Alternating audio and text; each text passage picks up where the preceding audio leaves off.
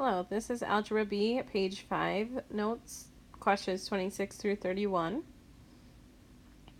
Continuing off of the last video, these we are graphing systems of equations instead of inequalities. So we're not going to have to worry about dashed lines or solid lines. They're all going to be solid lines, and we don't have to worry about shading. We do want to find the solution. The solution to a set of equations is going to be the point at which both of the lines meet and cross.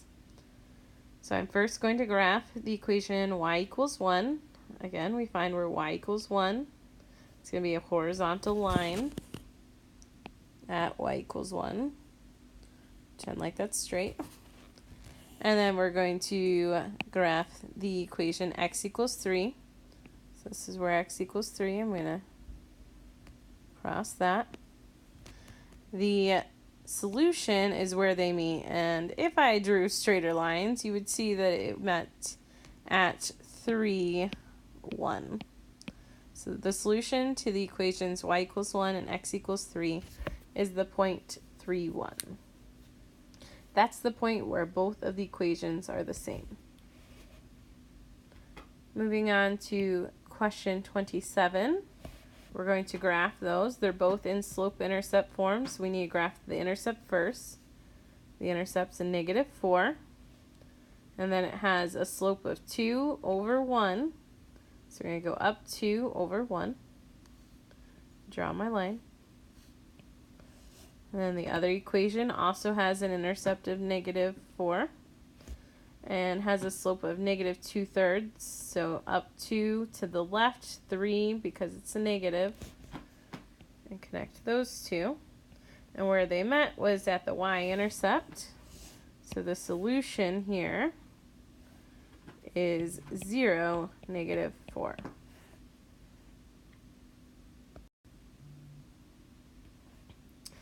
This time we still have a system of equations, so again that means we have two different equations, yet we're being asked to solve it using substitution. So a graph isn't provided, so we can't graph it to find where they cross. So instead we're going to use substitution, which is a method for solving systems of equations. With substitution, you want one of the variables already set equal, so that means set by itself, which y equals 4x already has y alone, so this is what we're going to use. What we're going to do is we're going to take whatever y equals, which is 4x, and we're going to place that in the other equations instead of y. So we're trading out that information for y. So that's going to be 6x minus 2. Stop right there. That's where y is. Instead of y, we're going to replace it with what y equals, which is 4x. And then continue writing the equation. Now we need to do some math. 2 times 4x is 8. So we have minus 8x there. 6x minus 8x is 2x, or -2x, which equals 10. In order to get a variable by itself, we divide by that number. X equals -5. Now that we know what x equals, we're going to take that and plug it back into this equation. So we're going to find that y equals 4 times, we found our x is -5, so I'm switching out x this time for -5. And we're going to find that y equals 4 times -5, which is -20. So the solution to this set of equations is the ordered pair -5, -20.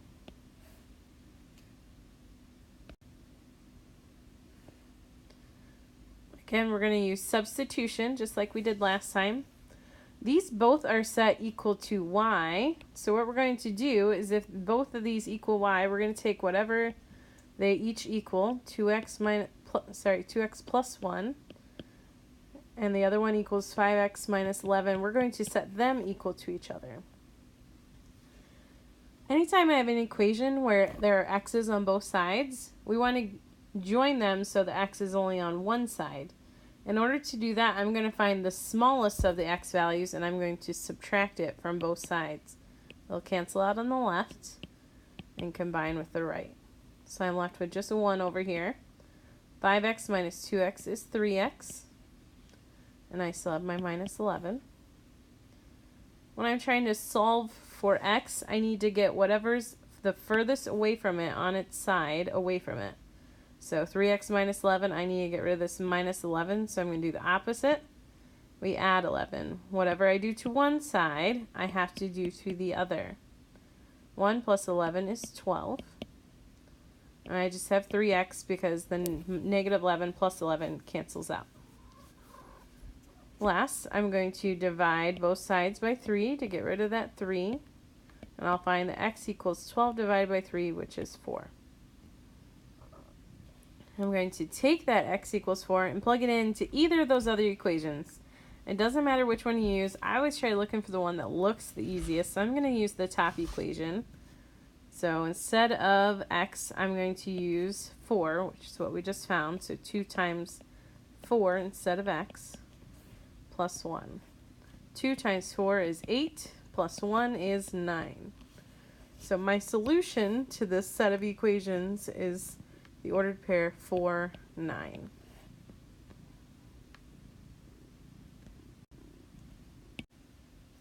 Alright, I just showed you how to solve system of equations using substitution. Before that, I showed you how to solve systems of equations using graphing. Now I'm going to teach you the elimination method. In order to eliminate one of the variables, we want the coefficient to be the same number, but different sign. As a reminder, coefficient is the word that means the number in front of the variable.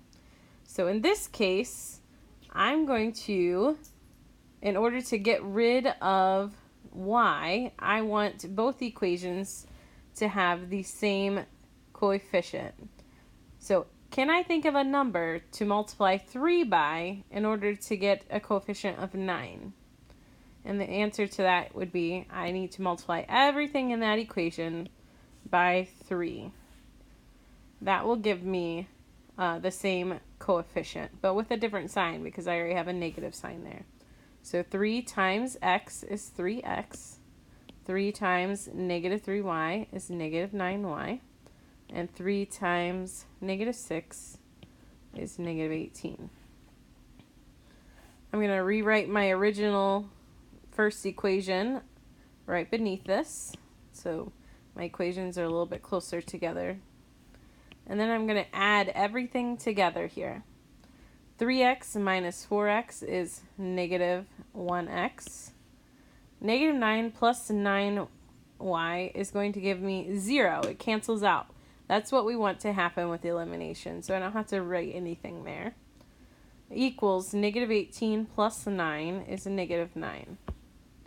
In order to solve for x, I need to divide by negative 1. And I find that x equals negative 9 divided by negative 1, which is positive 9. Once I have an answer for x, I'm going to plug it back into one of the equations. Again, it doesn't matter which one. I always choose which one looks easier, so I'm going to choose the second one there. So where I have x minus 3y equals negative 6, I'm going to replace the x with 9. So I have 9 minus 3y equals negative 6. I need to subtract 9 on both sides, trying to get y by itself. That's negative 3y equals negative 6 minus 9 is negative 15. Divide by 3 on negative 3 on both sides. I find that y equals negative 15 divided by negative 3, which is positive 5. So my solution to these equations is the ordered pair 9, 5. Number 31 is also an example of elimination. So I'm going to choose to eliminate x this time. So I want both of the equations to have an x coefficient of 16. So I'm going to multiply both equations by 2. Or sorry, not both equations. Everything in the second equation by 2. 2 times negative 8 is negative 16x. 2 times negative 6y is negative 12y. 2 times 6 is 12. I'm going to rewrite the original equation right beneath it. And I'm going to add everything together. When I add everything together, my x's cancel out. Negative 16x plus 16x cancels out.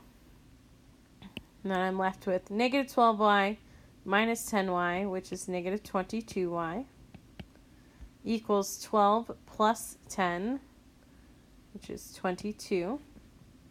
To get y by itself, I'm going to divide by negative 22 on both sides. Y is going to equal negative 1. When I know what y is, I'm going to plug it back into one of the equations.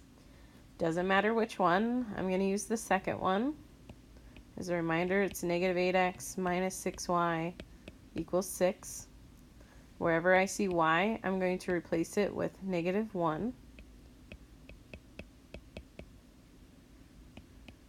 Negative 6 times negative 1 is a positive 6 equals 6. I'm going to subtract 6 from both sides to get x by itself. I end up with 0 on the right-hand side. I have to divide by negative 8. X equals 0. So my solution is the ordered pair 0, negative 1. That's it for the page 5 notes. Open up the page 6 notes for the remaining questions in your review.